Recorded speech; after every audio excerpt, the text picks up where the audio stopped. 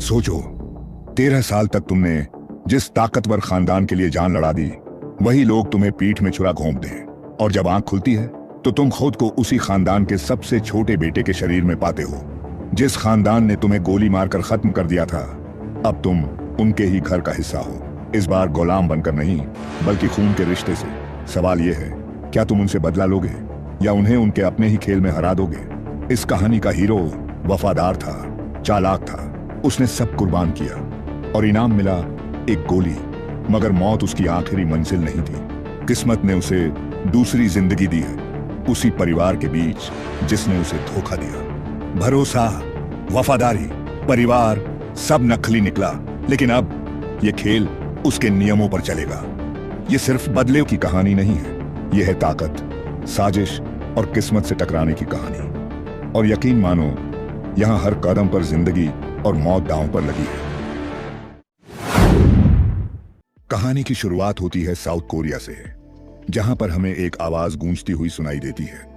मैं काम करता हूं सूनियांग कॉरपोरेशन में, जो साउथ कोरिया की सबसे बड़ी कॉरपोरेशन है, जिसका एनुअल रेवेन्यू 300 ट्रिलियन वॉन है और नेट प्रॉफिट है सिर्फ 30 ट्रिलियन वॉन।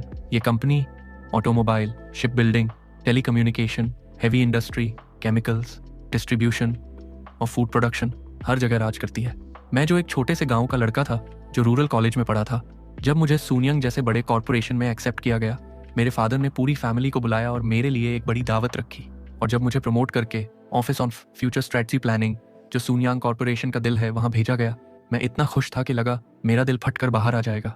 लेकिन जल्द ही मुझे रियलिटी समझ आई। मुझे मिला एक क्लीनर का रोल। क्लीनर जो कंपनी के लिए छोटी मोटी चीजों से लेकर बड़े और गंदे काम तक सब कुछ करता था, वही था मेरा रोल।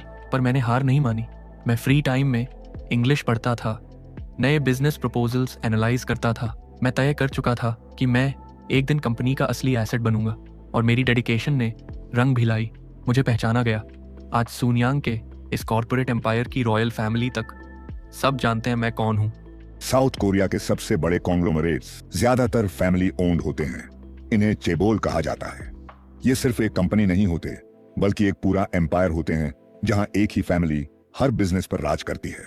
मैं पहला इंसान हूं जिसे वो लोग देखते हैं जब उन्हें जरूरत होती है, खासकर जब उन्हें छोटी से बड़ी कोई इनकन्वीनियंस हैंडल करनी होती है, तो जॉन वॉकर ही वो इंसान है जिसे वो बुलाते हैं। 13 साल हो चुके हैं और मैं शायद इकलौता आउटसाइडर हूं जो रॉयल फैमिली को अंदर से बाहर तक जानता है।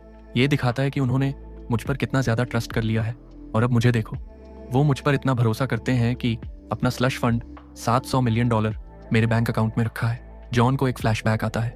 बॉस, ये लगभग $700 मिलियन है। तुम पूर्वी यूरोप में कुछ दिन लो प्रोफाइल के साथ रहो। जैसे ही इन्वेस्टिगेशन खत्म होता है, तुम इसे वापस मेरे अकाउंट में ट्रांसफर कर देना। John, sir. बॉस, क्या हुआ? जॉन, क्या ये सच में ठीक है कि इतना ज्यादा फंड मेरे अकाउंट में ट्रांसफर हो? बॉस मुस्कुरा के कहता है, बिल्कुल जॉन वॉकर, मैं तुम पर अपनी बीवी से भी ज्यादा ट्रस्ट करता हूँ। तुम ही वो इंसान हो जिसे मैं ये फंड दे सकता हूँ। सीन शिफ्ट होता है प्रेजेंट में। जॉन मुस्कुराता है और कहता है, मैंने सूनियांग की रूलिंग फैमिली का एब्सोल्यूट ट्रस्ट जीत लिया है, और ये सिर्फ एक नई लाइफ की शुरुआत है। एक ट्रस्टेड एडवाइजर के रूप में 2 ऑफिसर्स आते हैं। एक ऑफिसर, आपसे मिलकर बहुत अच्छा लगा मिस्टर जॉन, आप जरूर लंबी फ्लाइट के बाद थक गए होंगे। जॉन घबराहट के साथ, क्या ये लोग ईपी से हैं? एग्जीक्यूटिव प्रोटेक्शन, नाम सुनते ही समझ जाओ, ये वही लोग हैं जो हाई प्रोफाइल आदमियों के आसपास खड़े होते हैं, और अगर तुम उनके टारगेट के करीब भी गए तो तुम्हें जिंदा रहने का मौका नहीं मिलेगा। जॉन ने घबराकर पूछा, तुम लोग यहाँ क्यों आए हो? एक ऑफिसर बोला, सीईओ ने हमें यहाँ भेजा है ताकि हम तुम्हारी रोज के कामों में असिस्ट कर सकें। जॉन हैरान होकर बोला, मदद? मुझे तो लगा था मेरा यहाँ प्लेसमेंट भी टॉप सीक्रेट रखा गया है, कंपनी के अंदर तक किसी को पता नहीं। तभी जॉन एक जानी पहचानी सी आवाज सुनता है, बंदूक चलने की आवाज। मोटा ऑफिसर बोलता है, सीईओ ने साफ हुक्म दिया है कि हम हर कदम पर तुम्हारे साथ रहें, इसलिए बकवास बंद करो और हमारे साथ चलो। दूसरा ऑफिसर कहता है, चलो निकलते हैं। जॉन अपने मन में सोचता है, ये नहीं हो सकता। क्या तुम लोग मुझे ऐसे धोखा दोगे? 13 साल, पूरे 13 साल मैंने एक वफादार कुत्ते की तरह सूनियांग कॉरपोरेशन की सेवा की, और बदले में मुझे क्या मिला? सिर्फ धोखा। अब ये मुझे कचरे की तरह फेंकना चाहते हैं। जिन पर भरोसा किया उन्हीं ने मुझे मारने की साजिश रची। जॉन मोटे ऑफिसर से बोलता है, मुझे 1 मिनट के लिए सीईओ से बात करने दो, बस 1 मिनट ही काफी है। मोटा ऑफिसर गुस्से में बोलता है, सपना देखना बंद करो, तुम सिर्फ एक छोटे मैनेजर हो, तुम्हारी इतनी औकात नहीं। जॉन फिर कहता है, तो तुम लोग उसे फोन करो और कहना कि मैं अपना काम पूरा करने के बाद चुपचाप गायब हो जाऊंगा। मैं साउथ अमेरिका या यूरोप चला जाऊंगा और कभी वापस नहीं आऊंगा। तब एक मस्कुलर बॉडीगार्ड गुस्से में बोलता है, मिस्टर जॉन, बकवास बंद करो। अगर ज्यादा बोला तो तुम्हारे माँ बाप और बीवी का भी यही हाल होगा जो तुम्हारा हो रहा है। जॉन कांप कर कहता है, मत मेरे माँ बाप? मोटा ऑफिसर बोलता है, उनकी चिंता मत करो, सीईओ तुम्हारे पेरेंट्स को बड़ा कॉम्पेंसेशन देंगे और तुम्हारी बीवी को अमेरिका भेज दिया जाएगा जहां वो आराम से जिंदगी बिता सके। जॉन अपने मन में सोचता है, झूठ, मुझे उनके तरीके पता है, ये मुझे मार देंगे और मुझ पर झूठा इल्जाम लगाएंगे। मेरी फैमिली को कुछ भी फायदा नहीं होगा। मेरी मौत के बाद मुझे बदनाम किया जाएगा, मेरा सर्विस पे भी नहीं मिलेगा और मेरी फैमिली के ऊपर केस करके मेरे सारे एसेट्स जब्त कर लेंगे जैसे वो हमेशा करते आए हैं। और अब ये झील, जिसका नाम भी मुझे नहीं पता, मेरी कब्र बनने वाली है। जॉन मोटा ऑफिसर से बोलता है, मुझे मरने से पहले एक बात कहनी है, लेकिन वह अपनी बात खत्म भी ना कर पाया कि मोटे ऑफिसर ने उसे गोली मार दी। जॉन अपनी आंखें खोलता है एक 10 साल के लड़के के शरीर में। जॉन अपने मन में, होली, ये वही सपना फिर से। 3 महीने हो गए इस शरीर में उठे हुए, पर अभी भी मैं अपनी पिछली जिंदगी के सपने देखता हूं। एक खूबसूरत औरत उससे पूछती है, क्या हुआ डोजुन, तुम ठीक तो हो ना? डोजुन सोचता है, ये मेरी माँ है, एक राइजिंग एक्ट्रेस जो सिर्फ एक मूवी से स्टारडम तक पहुंच गई थी, लेकिन उन्होंने शादी के लिए एक्टिंग छोड़ दी, मेरे पिता के लिए जो उनके सबसे बड़े फैन थे। एक लड़का कहता है, तुम तो मुर्दा मछली की तरह हिल रहे थे भाई। माँ फिर से पूछती है, दोजुन, तुमने कोई बुरा सपना देखा क्या? तुम बहुत फीके लग रहे हो। दोजुन कहता है, नहीं, मैं बिल्कुल ठीक हूं, आप फिक्र मत कीजिए। दोजुन की माँ कहती है, अच्छा ठीक है, लेकिन मम्मी को लगता है तुम अचानक बहुत ज्यादा मैच्योर हो गए हो। दोजुन मुस्कुराता है, ओ रियली? मैं समझता हूँ माँ। दोजुन अपने मन में सोचता है, सच कहूं तो मैं भी उतना ही परेशान हूं जितना तुम, या शायद उससे भी ज्यादा। आज है 26 जून 1987, लगभग 30 साल पहले की बात, जब मैं अपनी पिछली जिंदगी में मरा था और 3 महीने हो गए मुझे डोजुन जिन के शरीर में जागे हुए, जो कि सुनियांग कॉरपोरेशन के फाउंडर और सीईओ यांगचोल जिन का सबसे छोटा पोता है। मैं दोबारा जन्म ले चुका हूं एक 10 साल के लड़के के रूप में, उसी परिवार के सबसे छोटे पोते के रूप में जिसने मेरे कत्ल का हुक्म दिया था, कहीं एक सुनसान जगह पर। यह सब क्या मतलब रखता है और मैं इसे कैसे एक्सेप्ट करूं? अपनी पिछली जिंदगी में मैं सुनियांग का एक आम एम्प्लॉई था, अपनी जी जान लगाकर मेहनत करता था, पर मैंने इन लोगों को कभी नहीं देखा क्योंकि ये लोग तो पूरी तरह से रॉयल फैमिली से अलग कर दिए गए थे। मतलब ये लोग कभी कंपनी के आसपास भी नहीं आए। जो थोड़ा बहुत सुना था उसके हिसाब से ये सब उनकी शादी की वजह से हुआ था। फाउंडर यांगचोल जिन को अपने छोटे बेटे पर बेहद गुस्सा था क्योंकि उसने एक एक्ट्रेस से शादी कर ली, वो भी सबके डिसएग्रीमेंट के बावजूद। परिवार ने उनकी शादी सिर्फ इसलिए मंजूर की क्योंकि उस वक्त वो एक्ट्रेस मेरे बड़े भाई के साथ प्रेग्नेंट थी, और तब से लेकर आज तक उन्हें सुनियांग के बिजनेस से पूरी तरह बाहर कर दिया गया है। मेरे मन में इन दोनों के लिए एक अलग ही रिस्पेक्ट थी। जब बाकी भाई बहन एक दूसरे के खिलाफ घटिया टैक्टिक्स यूज कर रहे थे ताकि कॉन्ग्लोमरेट में ज्यादा से ज्यादा शेयर्स हासिल कर सकें, तब इन दोनों ने, हाँ, मेरे करंट पेरेंट्स ने उस गंदे खेल से दूर हटकर अपनी खुशी का रास्ता चुना। मेरे लिए ये दोनों वाकई ही इज्जत के लायक थे और अब मैं इनका सबसे छोटा बेटा बन गया हूं। क्या ही अजीब किस्मत का खेल है। दोजुन मन में, वाओ, मैंने कभी सोचा भी नहीं था कि मैं यहां वापस आऊंगा। 10 एकड़ का प्लॉट, 4 बिल्डिंग्स, 3 फ्लोर ऊपर, 2 नीचे, 50 गाड़ियों की पार्किंग और 415 यार्ड लंबी बाउंड्री वॉल। यह असल में एक पैलेस है। यही वह जगह है जहां यांगचोल जिन रहते हैं, सुनयांग के फाउंडर और सीईओ।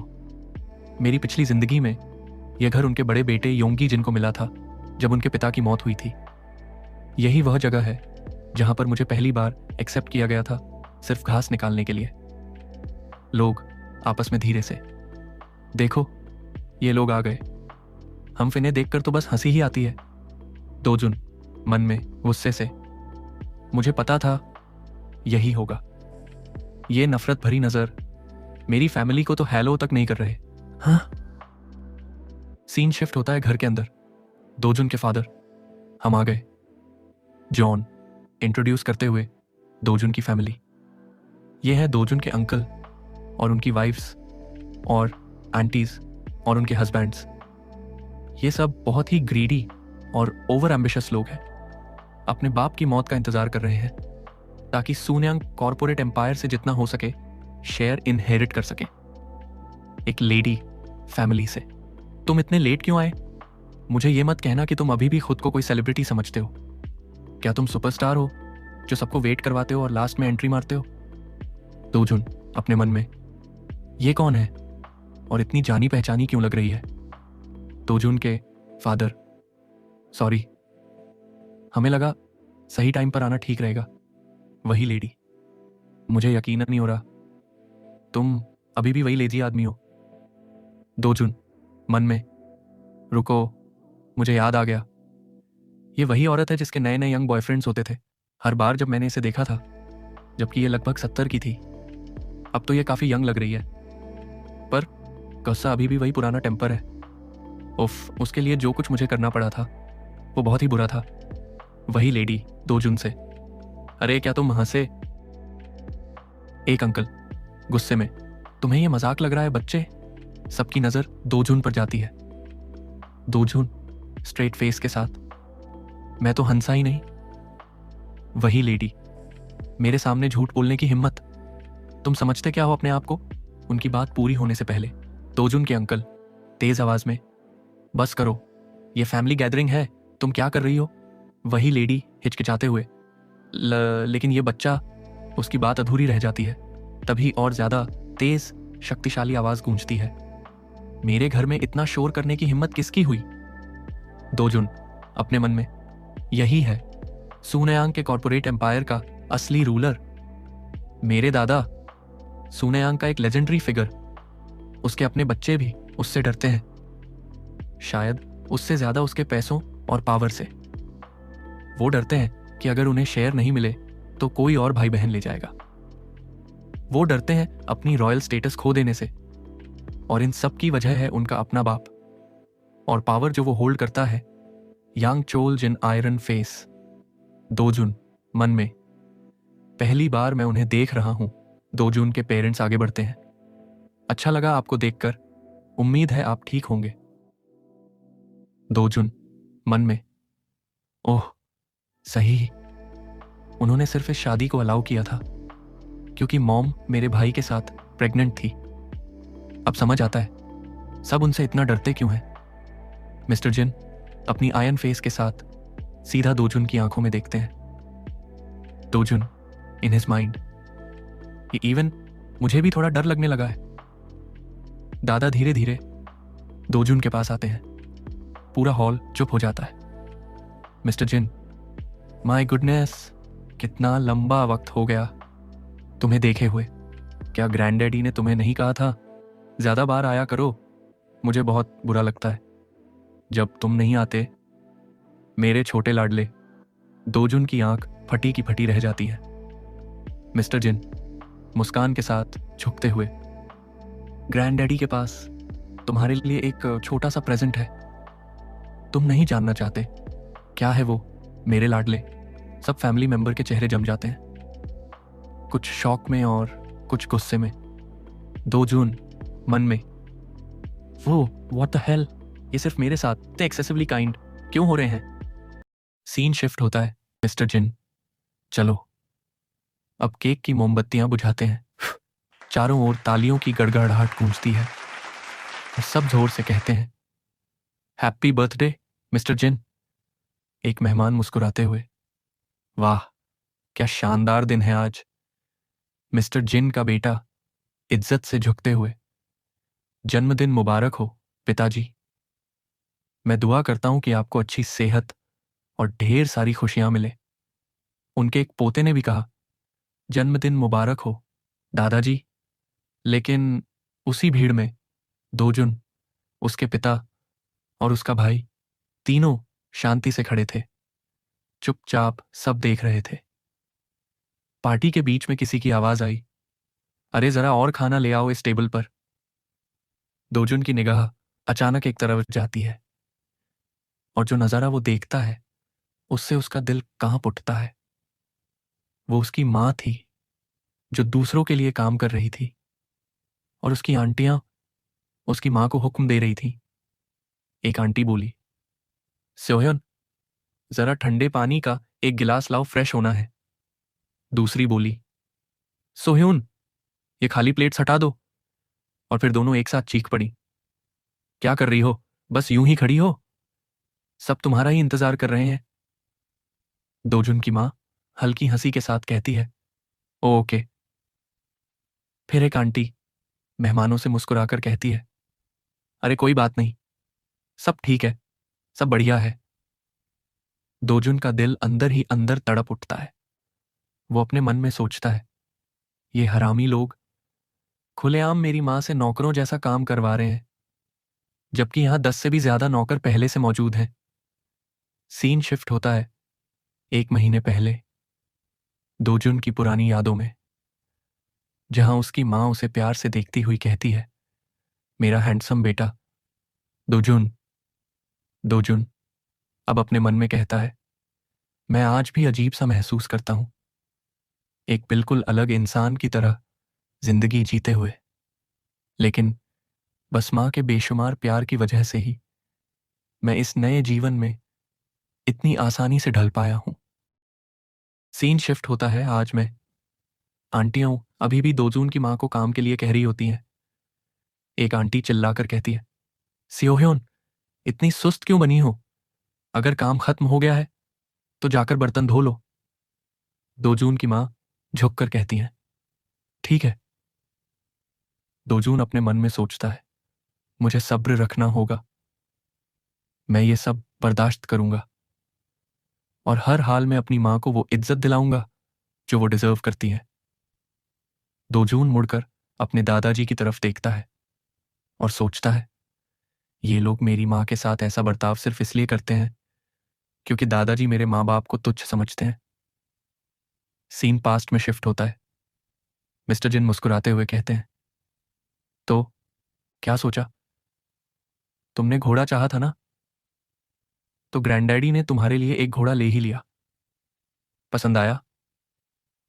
दोजून वहां हैरान खड़ा होता है और सोचता है, एक घोड़ा? लगता है दोजून ने पहले दादाजी से कहा होगा कि उसे घोड़ा चाहिए था, इससे पहले कि मैं उसका शरीर ले लेता। पर मुझे कोई फर्क नहीं पड़ता। दादाजी का बर्ताव मेरे साथ इतना नरम है कि मुझे खुद हैरानी हो रही है। शायद उन्हें थोड़ा गिल्ट महसूस हो रहा है कि उन्होंने मेरे पापा को बिजनेस से अलग कर दिया था। ये शादी तो वो आखिरी वक्त तक अपोज करते रहे।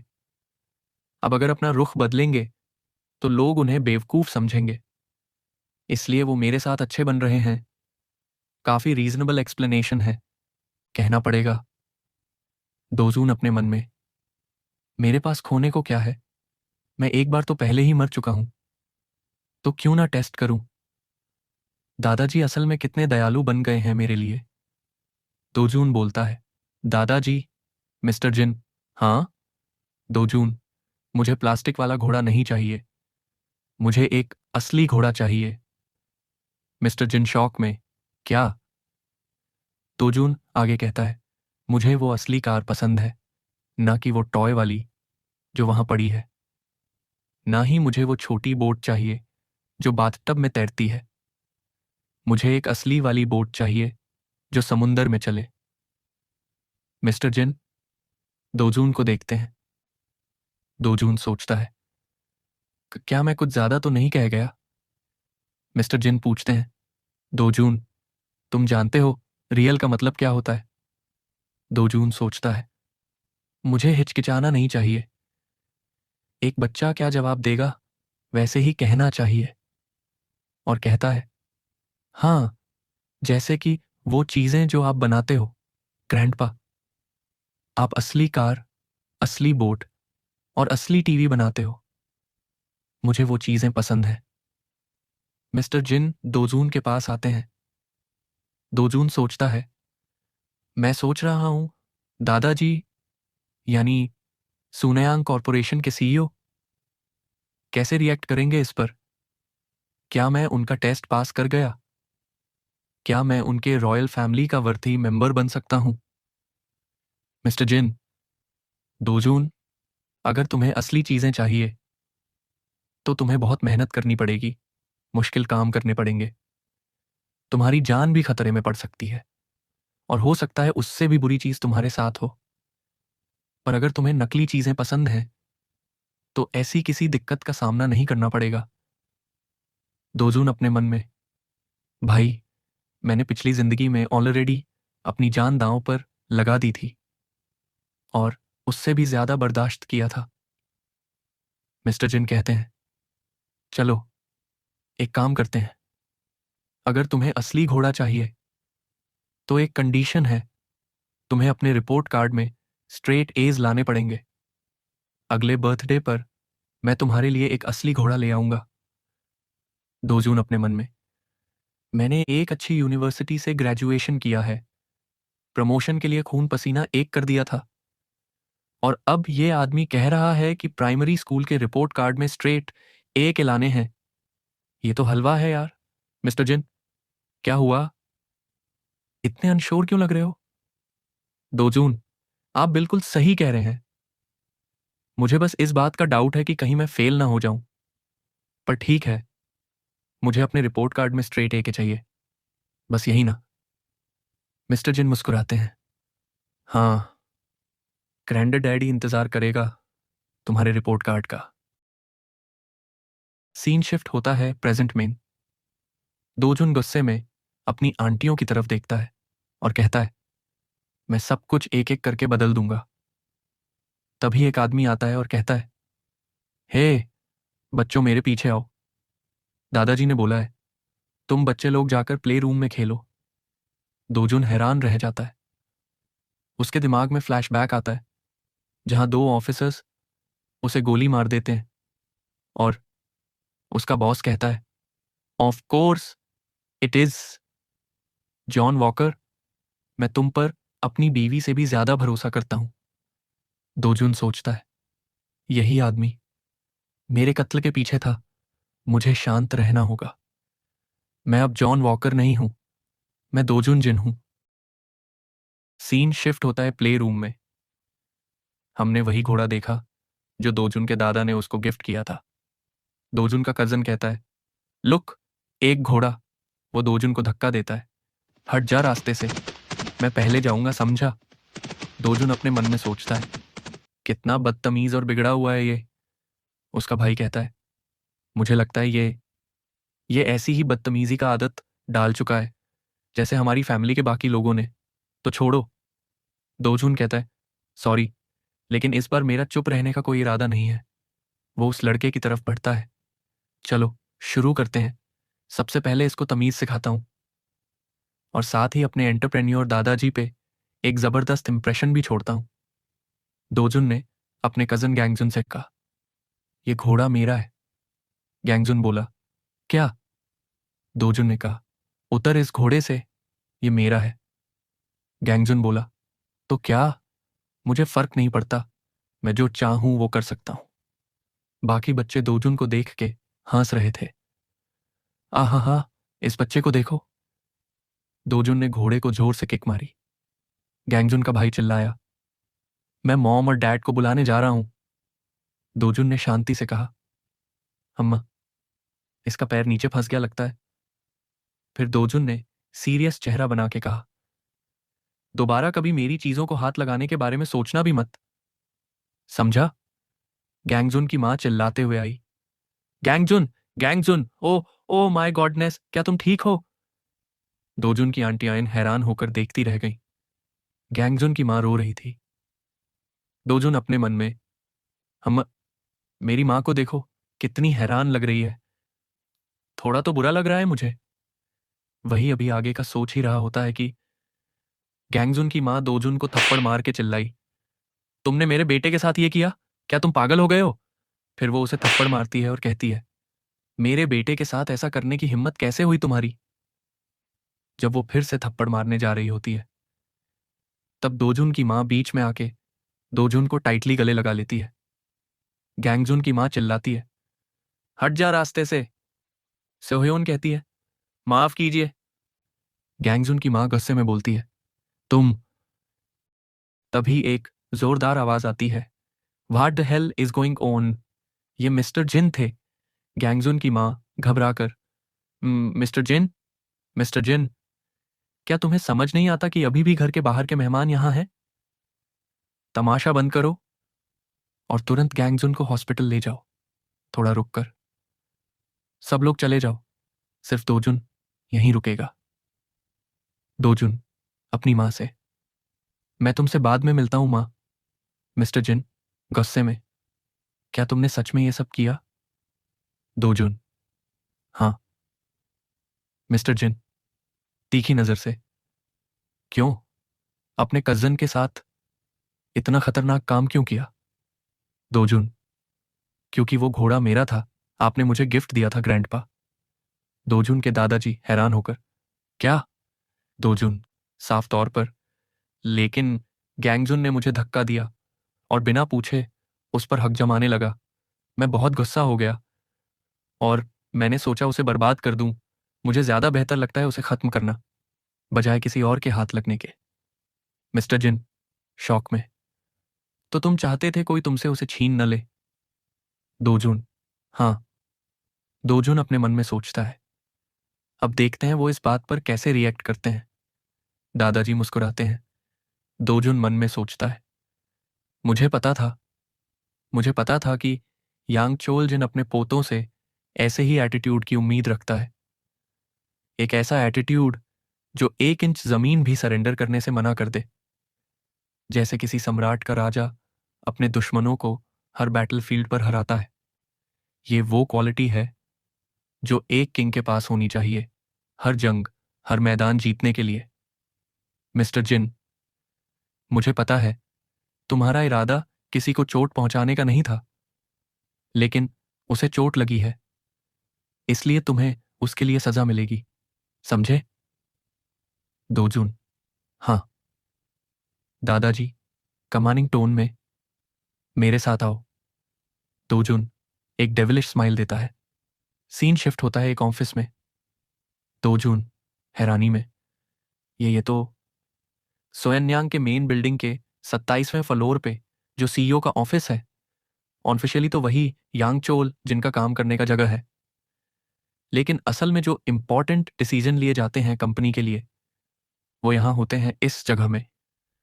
ये जगह सिर्फ उन लोगों के लिए है जो सीधे परिवार से हैं या फिर एफिलेट कंपनियों के प्रेसिडेंट्स।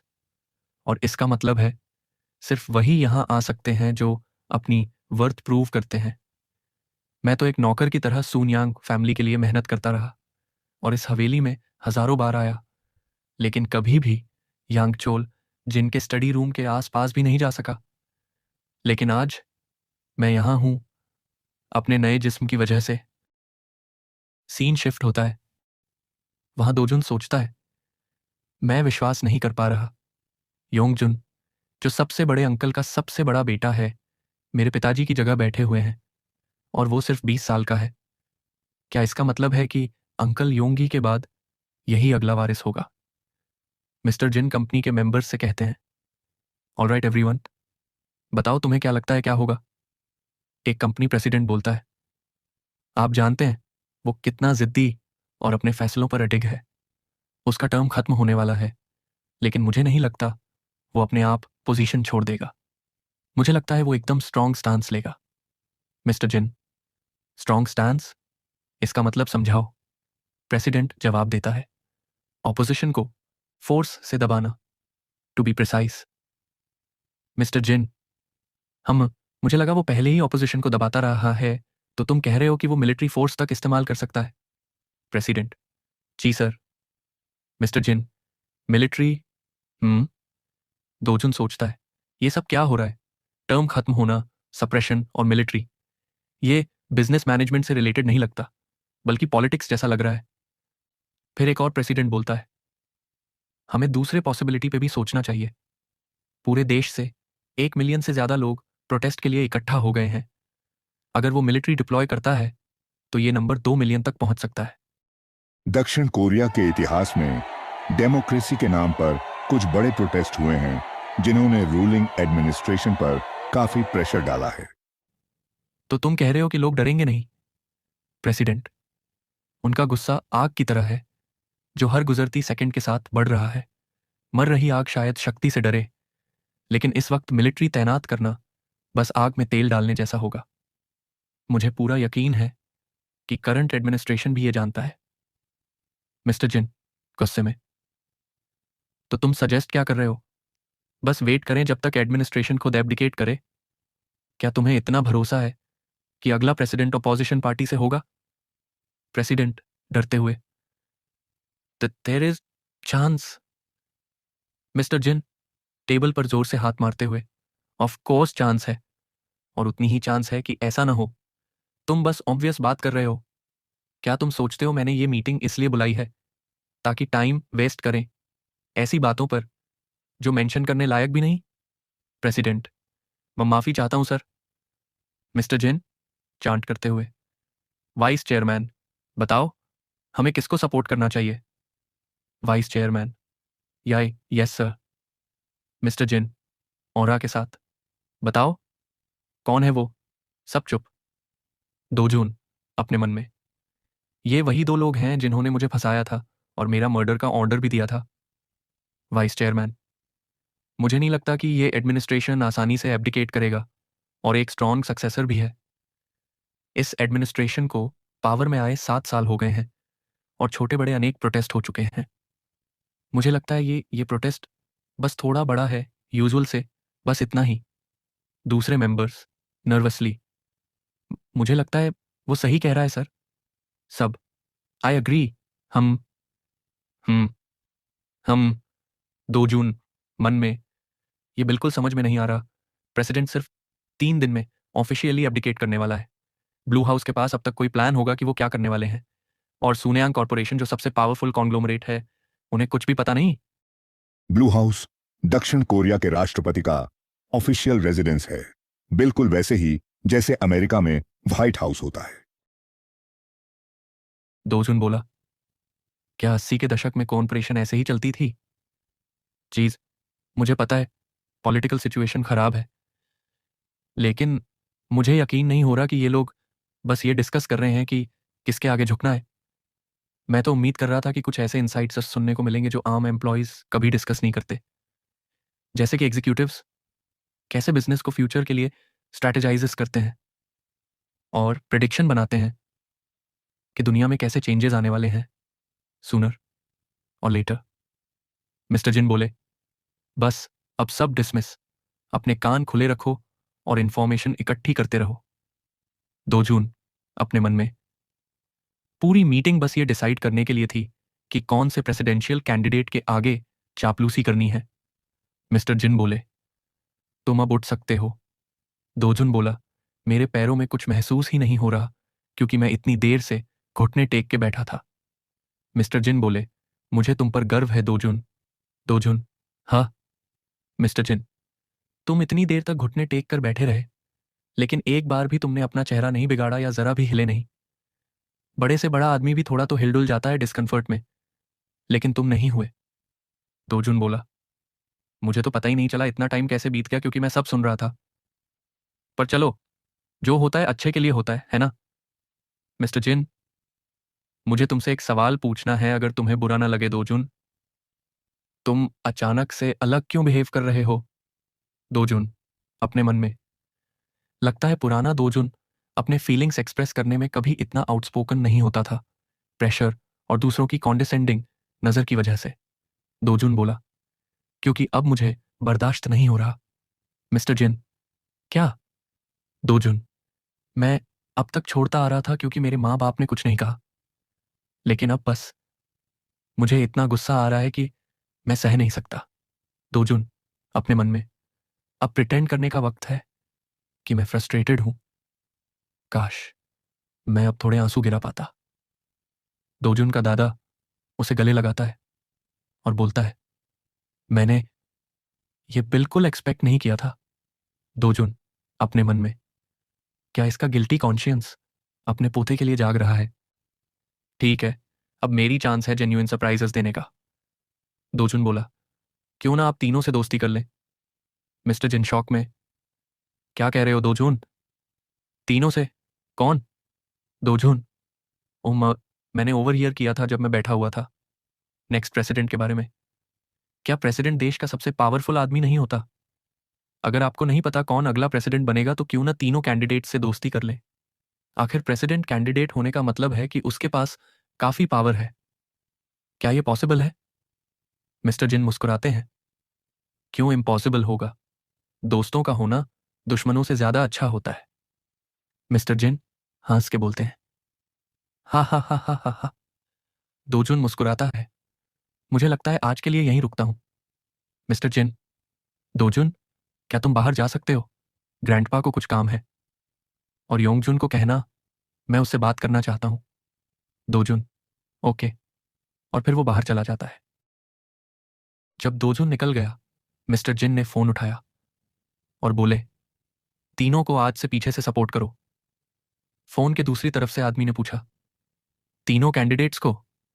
मिस्टर जिन, हाँ, तीनों को वीआईपी स्टेटस दो और उन्हें कहना कि मैं चाहता हूं वो शांति से मसले सुलझाएं।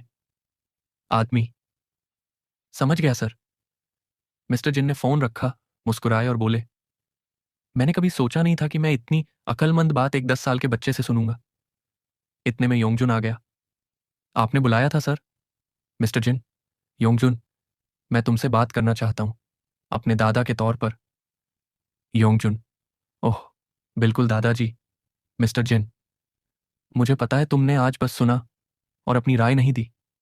तुम क्या सोचते हो? योंगजुन, ओह वेल।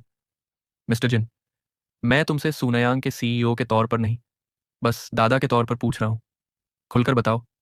योंगजुन घबराकर, मुझे नहीं लगता कि प्रोटेस्ट इससे ज्यादा स्ट्रांग हो सकता है। अगर प्रेसिडेंट पुलिस और थोड़ी मिलिट्री फोर्स लगाता है तो ये आसानी से दबा दिया जाएगा। मिस्टर जिन, तो मतलब करंट एडमिनिस्ट्रेशन अपना रूल कंटिन्यू करेगा? योंगजुन, हाँ सर। इसलिए जो करंट प्रेसिडेंट का दोस्त है और नेचुरल हेयर है प्रेसिडेंसी का, वो वक्त के साथ नेक्स्ट प्रेसिडेंट बन जाएगा। मिस्टर जिन, समझ गया। तो मुझे तुम्हारी बात पर भरोसा करके उसको पूरा सपोर्ट देना चाहिए। योंगजुन, हाँ हाँ। मिस्टर जिन, सही। योंगजुन चुप हो गया, थोड़ा घबराया। मिस्टर जिन, सोचते हुए, मैं तो बस उसकी पर्सनल ओपिनियन पूछ रहा था। ये तो मुर्गी की तरह डर रहा है और मुझे 2 जून याद आता है। मिस्टर जिन, बस, मैं सुन चुका हूं, जा सकते हो। मिस्टर जिन कुर्सी पर पीछे झुककर, क्यों सबसे छोटा? योंगजुन दरवाजा बंद करता है। दोजुन उसे देख रहा होता है। मिस्टर जिन, काश ये सबसे बड़ा पोता होता।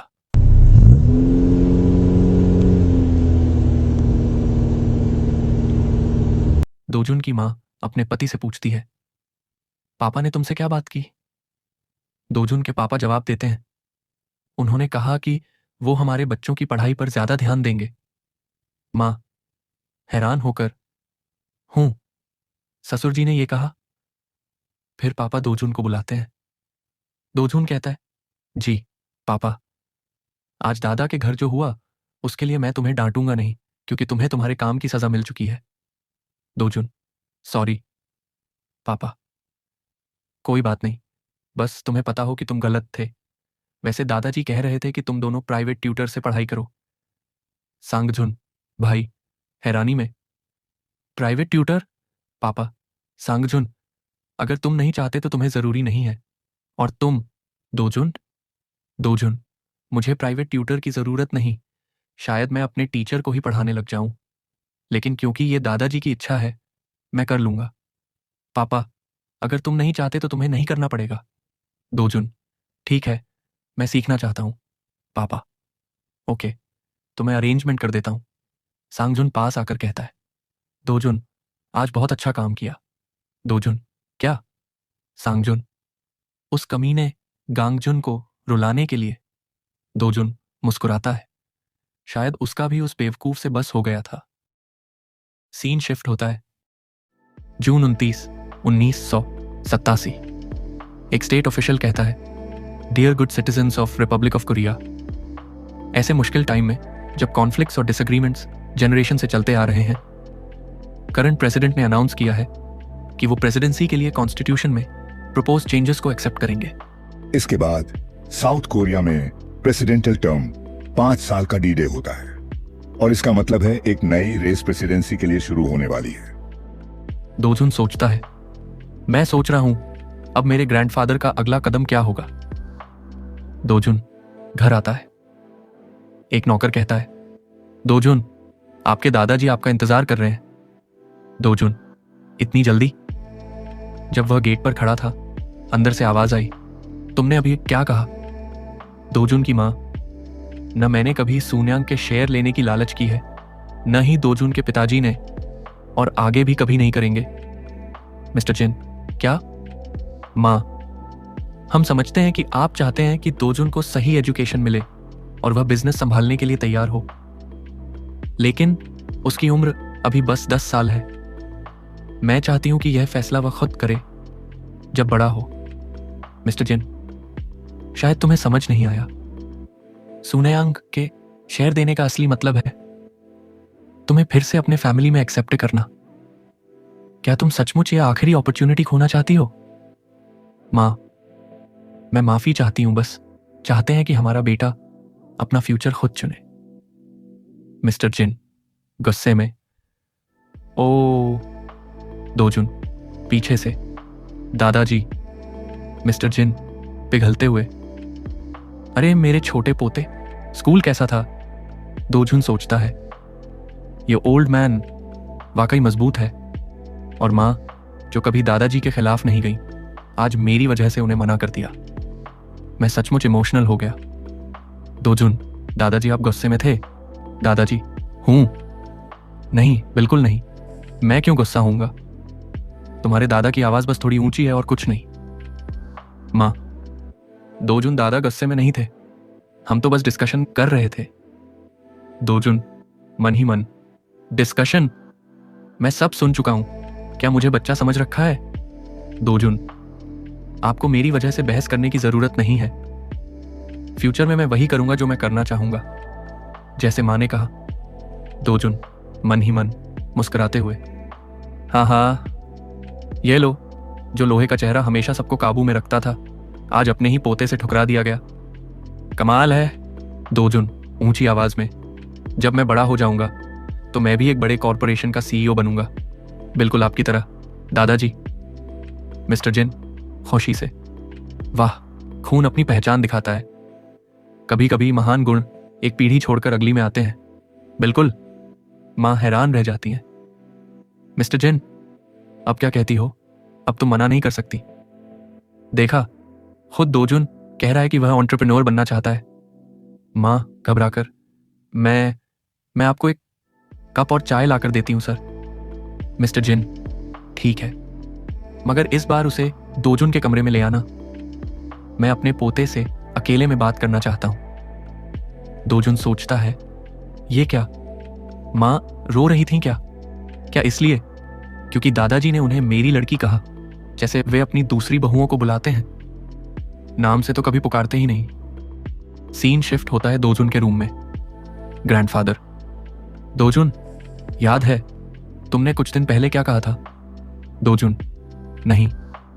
ग्रैंडफादर, तुम्हें याद है 3 दोस्त के बारे में? दोजुन, 3 पावरफुल फ्रेंड्स।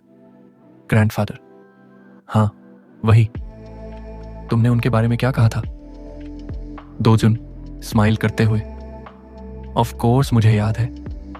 वैसे भी आपका आज यहां आने का असली मकसद वही तो है ना?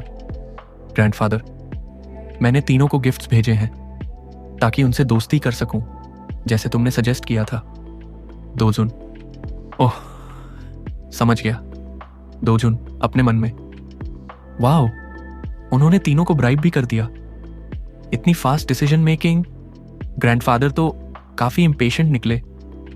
ग्रैंडफादर, लेकिन चीजें लोगों के एक्सपेक्टेशन के मुताबिक नहीं जा रही। आज से तीनों एक दूसरे के साथ अच्छे टर्म्स पे नहीं रहे। सेकंड प्लेस और थर्ड प्लेस वाले मिल गए हैं और वो पहली स्थिति वाले को हराना चाहते हैं। इस वजह से मैं एडवांटेज में हूं, क्योंकि मुझे अब सिर्फ एक साइड चूज करनी है। दोजुन, ग्रैंडफादर, आप 3 प्रेसिडेंशियल कैंडिडेट्स की बात कर रहे हो ना? ग्रैंडफादर, हाँ। तुम सोचो जैसे तुम्हारे क्लास प्रेसिडेंट इलेक्शन में 3 कैंडिडेट्स खड़े हो। दोजुन, अगर सेकंड प्लेस और थर्ड प्लेस मिल जाए तो क्या इसका मतलब है एक तो प्रेसिडेंट बनेगा और दूसरा वाइस प्रेसिडेंट? ग्रैंडफादर, हल्की हंसी के साथ, नहीं, देश में वाइस प्रेसिडेंट का पोस्ट ही नहीं होता, सिर्फ प्रेसिडेंट होता है। दोजुन, अरे तो फिर थर्ड प्लेस वाले सेकंड प्लेस वाले की हेल्प क्यों करेंगे? आखिर एंड में एक ही प्रेसिडेंट बनेगा और दूसरे के हाथ कुछ नहीं आएगा। मिस्टर जिन, तो तुम कह रहे हो वो टीम अप नहीं करेंगे? दोजुन, मुझे नहीं लगता कि थर्ड प्लेस वाला सेकंड प्लेस की सच में मदद करेगा, क्योंकि उसके पास खुद जीतने का चांस है। हाँ, शायद 10वें या 20वें पोजीशन वाला किसी एक को सपोर्ट करे, लेकिन तीसरी पोजीशन कभी नहीं। उसके पास खुद एम्बिशंस हैं। ग्रैंडफादर शॉक में, आई सी, तो सच में वो कभी साथ नहीं आएंगे?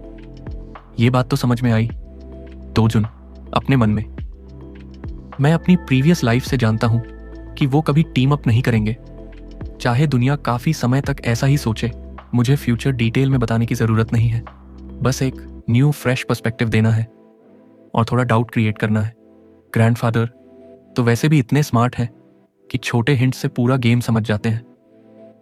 मिस्टर जिन अपने मन में, सुनियांग के टॉप मैनेजमेंट और पॉलिटिकल लीडर्स में से कोई भी अभी तक उनके एक होने पे डाउट नहीं कर रहा। सिर्फ दोजुन ही कह रहा है कि ये दोनों कभी यूनाइट नहीं होंगे। हो सकता है लोग सोचें कि ये सिर्फ एक बच्चे की बात है जो पॉलिटिक्स नहीं समझता, लेकिन उसने इंसान की ग्रीड और एम्बिशन को एक्यूरेटली समझ लिया है। जो वो कह रहा है बिल्कुल भी अब्सर्ड नहीं लगता।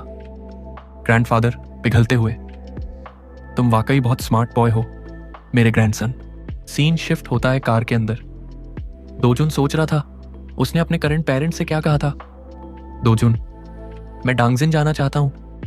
डांगजिन साउथ कोरिया का एक शहर जो पेनिनसुला के वेस्टर्न कोस्ट पे है, और ये देश का इकलौता जगह है जो नॉर्थ समुद्र का सामना करता है।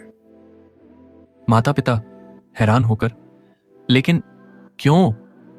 दोजुन, टेक्स्ट बुक में लिखा है कि साउथ कोरिया में सिर्फ डंगजिन ही नॉर्थ समुद्र फेस करता है। मैं अपनी आंखों से देखना चाहता हूं। दोजुन अपने मन में, यह असली वजह नहीं है, मुझे कुछ कंफर्म करना है अपने असली खुद के बारे में। मुझे चेक करना है जॉन वॉकर के बारे में। सीन शिफ्ट होता है एक स्टोर के सामने।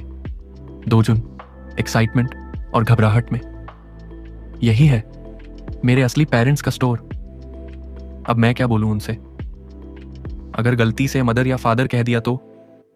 आंखों में आंसू भरकर, मां पिता दोनों जिंदा हैं और दोनों ठीक हैं। प्रीवियस लाइफ मदर स्टोर के बाहर आती है। हेलो किड, तुम ठीक हो? प्रीवियस लाइफ फादर, अरे क्या हुआ, कोई प्रॉब्लम है क्या? मदर, यहां एक बच्चा हमारे स्टोर के सामने रो रहा है। फादर, रियली बेटा क्या तुम खो गए हो?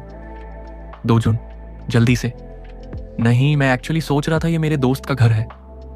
फादर, तुम्हारा दोस्त, क्या नाम है तुम्हारे दोस्त का? दोजुन, जॉन। क्या जॉन यहां रहता है? फादर सोचकर, जॉन, मुझे ऐसा कोई बच्चा याद नहीं। मदर, शायद ह्योंजी से पूछे, उसके फ्रेंड्स में कोई जॉन होगा। दोजुन मन में शॉक्ड, ह्योंजी?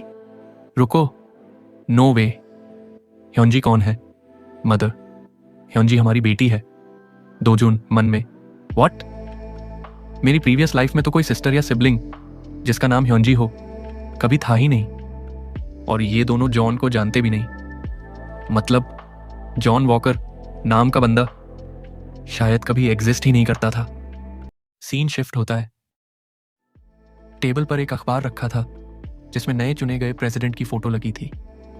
मिस्टर जिन अखबार देखते हुए, दोजुन बिल्कुल सही था। जब पिछली सरकार ने कुछ महीने पहले इस्तीफा दिया था तब सभी बड़े कॉरपोरेशन ने एक ही पार्टी के 2 उम्मीदवारों को सपोर्ट किया था। उनका मानना था कि ये दोनों मिलकर तय करेंगे कि अगला प्रेसिडेंट कौन बनेगा।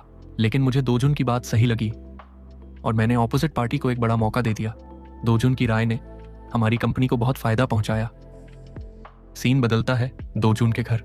दोजुन भी वही अखबार पढ़ रहा होता है। दोजुन अपने मन में, ये मेरी पिछली जिंदगी से अलग नहीं है, लेकिन मैं लापरवाह नहीं हो सकता क्योंकि जॉन वॉकर की जगह इस जिंदगी में मेरे पुराने माता पिता के घर एक बेटी पैदा हुई है। इसका मतलब है कि छोटी छोटी चीजें फ्यूचर में बदल सकती हैं। शायद मेरे दादाजी का मेरे और मेरे परिवार के लिए रवैया बदलना फ्यूचर बदलने की शुरुआत है। अगर फ्यूचर बदल गया तो मेरा सबसे बड़ा हथियार भी बेकार हो सकता है। मुझे 20 साल का होने से पहले सुनयांग कॉरपोरेशन को ओवरटेक करने का सही तरीका ढूंढना होगा, क्योंकि दादाजी सिर्फ 10 साल बाद बीमार पड़ जाएंगे और अपनी मौत का इंतजार करेंगे। मुझे ज़्यादा से ज़्यादा शेयर हासिल करने हैं, चाहे मेरे नाम पर हो या मेरे पिता के नाम पर। तभी मैं अपने अंकल योंगी जिन के साथ सिंहासन की दौड़ में मुकाबला कर पाऊंगा। और सबसे ज़रूरी बात, मुझे वो ट्रैजिक कार एक्सीडेंट रोकना होगा जिसमें मेरी पिछली ज़िंदगी में 20वें जन्मदिन से पहले दोजुन जिन की मौत हो गई थी। जब मैं जॉन वॉकर था और जिन परिवार की मेस को ठीक कर रहा था, तब मेरी अपनी फैमिली में और मेरे माता पिता सब एक बड़े कार एक्सीडेंट में मर गए थे। मैंने उस वक्त इस फैमिली पर ध्यान ही नहीं दिया क्योंकि ये फैमिली पहले ही रॉयल फैमिली से अलग कर दी गई थी। इसलिए मुझे उस हादसे की डिटेल्स भी याद नहीं है। लेकिन मुझे अपनी तय मौत रोकनी होगी और अगर मुमकिन हो दादाजी की जिंदगी लंबी करनी होगी। शायद उससे फ्यूचर बदल जाए।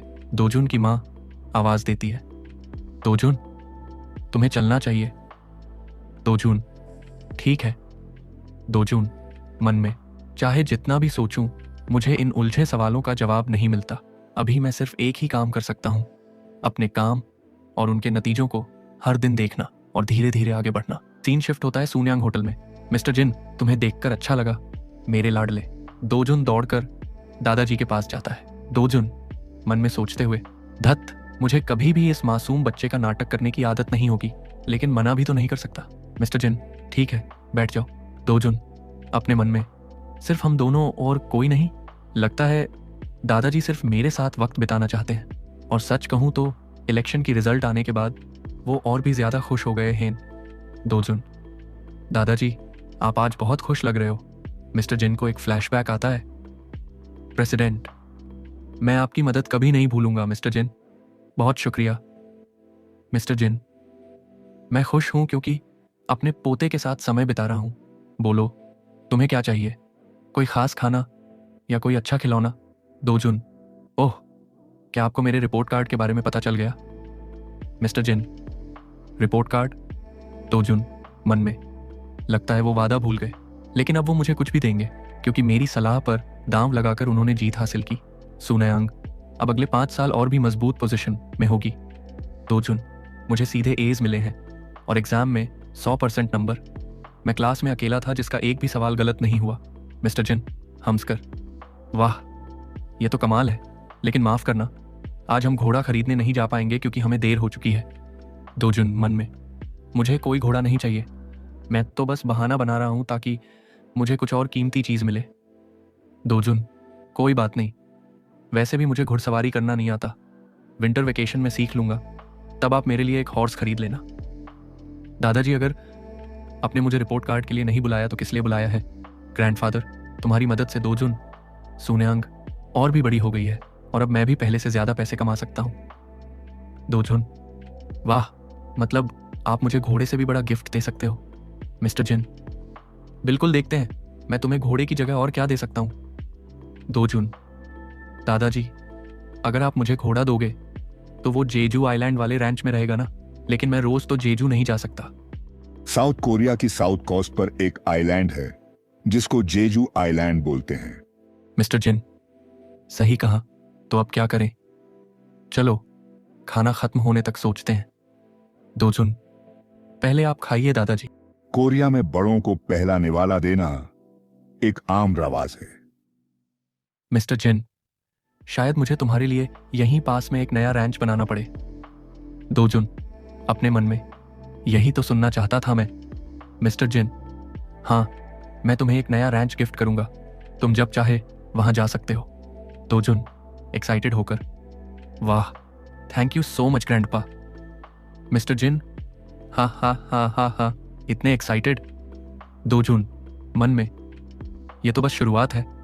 दोजुन, ग्रैंडपा, रैंच कहाँ होगा? ग्रैंडपा, सियोल के उत्तर में वोंडांग नाम की जगह है, वहां एक बड़ा रैंच है, वही मैं तुम्हें दे दूंगा। दोजुन मन में, नहीं, ये वो जगह नहीं जो मुझे चाहिए। ग्रैंडफादर, क्या हुआ, पसंद नहीं आया? दोजुन, नहीं, पसंद तो है, लेकिन मैं गंगनमम में रहता हूं और वोंडांग थोड़ा दूर है। मिस्टर जिन विथ लाफ, हा हा हा हा, तुम कितने चूजी हो दोजुन, लेकिन गंगनम के आस पास कोई रैंच नहीं है। दोजुन, आप बना सकते हो दादाजी, आप बहुत अच्छी चीजें बनाते हैं। मिस्टर जिन हंसते हुए, हाँ हाँ हाँ हाँ, तुम्हें पता है सून्यांग की 48 कंपनियों में से 19 मैंने खुद बनाई हैं, बाकी मैंने खरीदी थी, और मैं मानता हूं कि एक एंटरप्रेन्योर को शुरुआत से खुद क्रिएट करना चाहिए। दोजुन इन हिज माइंड, मैंने तो बस एक रेंच मांगा था, यह बात को कहाँ ले गए? दादाजी, लेकिन मुझे तुम्हारा आइडिया पसंद आया नया रैंच बनाने का। मैं चाहता हूं तुम अपनी पहली शुरुआत एक असली मालिक की तरह करो, यह तुम्हारी एंटरप्रेन्योरियल ट्रेनिंग होगी। मिस्टर जिन आवाज लगाकर, कोई है बाहर? सियोल और ग्योंगी प्रोविंस का नक्शा लाओ। ग्योंगी एक प्रोविंस जो सियोल के पास है। 1 एम्प्लॉई, जी सर। दोजुन एक्साइटेड होकर, सियोल और ग्योंगी का नक्शा। एक एम्प्लॉई मैप ले आता है। मिस्टर जिन मैप देखते हैं और बोलते हैं, चलो देखते हैं दोजुन, तुम्हारी नजर कितनी तेज है, बताओ तुम अपना रांच कहां बनाना चाहते हो? दोजुन सोचता है, आखिरकार मैं तो पूरे देश में मल्टीपल रांच बनाना चाहता हूं। अगर मैं आज ये जमीन ले लूं तो अगले 10 या 20 सालों में इसका वैल्यू स्काई रॉकेट हो जाएगा। ये सूनियांग के शेयर्स की लड़ाई में मेरे लिए एक सॉलिड फाउंडेशन होगा। मिस्टर जिन कहते हैं, लेकिन ध्यान रखना, तुम सेंट्रल सोल या फिर ग्योंगी के डेवलप्ड एरियाज नहीं चुन सकते, वहां रांच बनाना अलाउड नहीं है। दोजुन एक जगह पॉइंट करता है, ये जगह। मिस्टर जिन, हूं, ये तुम्हारे घर से थोड़ी दूर नहीं है। दोजुन, ऐसा है क्या? मिस्टर जिन एम्प्लॉई से कहते हैं, चेक करो इस एरिया में लैंड अवेलेबल है या नहीं, मुझे एक्यूरेट डिटेल्स चाहिए। Employee, yes sir. मिस्टर जिन, चलो अब खाना शुरू करते हैं। फिर मिस्टर जिन दोजुन से पूछते हैं, वैसे स्कूल कैसा चल रहा है दोजुन, क्या तुमने कोई दोस्त बनाई है? दोजुन, हूं, ओह हाँ, बहुत सारे। दोजुन अपने मन में सोचता है, झूठ, मेरे कोई दोस्त नहीं है, मैं 40 साल की सोच वाला बंदा हूं, बच्चों से दोस्ती कैसे करूं? तभी एम्प्लॉई डिटेल्स लेकर वापस आता है, सर ये area mostly undeveloped green zone है और लिमिटेड डेवलपमेंट जोन के अंदर आता है। यहाँ के गांव वाले क्यूकम्बर और मेलन की खेती करते हैं। ट्रांसपोर्ट और इंफ्रास्ट्रक्चर बहुत वीक है, ज्यादा पॉपुलेटेड एरियाज में गरीब लोग रहते हैं, इसलिए लार्ज स्केल डेवलपमेंट का चांस फिलहाल बहुत कम है। मिस्टर जिन, अच्छा, इसका मतलब यहाँ रांच बनाने में प्रॉब्लम नहीं होगी। 40 एकड़ या उससे ज्यादा लैंड अवेलेबल है या नहीं, सर्च करो। Employee, as your wish sir. Mister Jin Dojun को देखकर कहते हैं, दोजुन, ये जो जमीन तुमने चुनी है अभी के लिए तो सिर्फ मिट्टी का एक बड़ा टुकड़ा है, मैं अपनी एज में इसे बाय करने के बारे में सोच भी नहीं सकता। दोजुन, क्यों? दादा, क्योंकि इसके वैल्यू को राइज होने में बहुत ज्यादा वक्त लगेगा, शायद मैं जिंदा न रहूं तब तक। लेकिन तुम अलग हो, तुम जवान हो, तुम 20 या 30 साल बाद का फ्यूचर देख पाओगे। तुम्हारे लिए ये एक लॉन्ग टर्म इन्वेस्टमेंट है। दोजुन, समझ गया ग्रैंडफादर, मैं याद रखूंगा। दोजुन अपने मन में, 20 या 30 साल? बिल्कुल नहीं, मुझे इतना वेट करने का जरूरत नहीं है, क्योंकि ये लैंड सिर्फ 2 साल में बुंडांग बनने वाली है। बुंडांग को इसलिए बनाया गया था ताकि लोगों को सस्ते घर मिल सकें और सारा दबाव सिर्फ बड़े शहरों पर न पड़े। आज यह दक्षिण कोरिया के सबसे ज्यादा भीड़भाड़ वाले इलाकों में से एक है। और अब मेरे पास है 40 एकड़ की हाईली प्राइज्ड लैंड इन बुंडांग। अगर वीडियो पसंद आई हो तो लाइक करना मत भूलना, चैनल को सब्सक्राइब करो और अपने दोस्तों के साथ शेयर जरूर करो। और हाँ, कमेंट करके बताना वीडियो कैसी लगी। मिलते हैं अगले वीडियो में। तब तक के लिए अपना बहुत सारा ख्याल रखना। Good bye.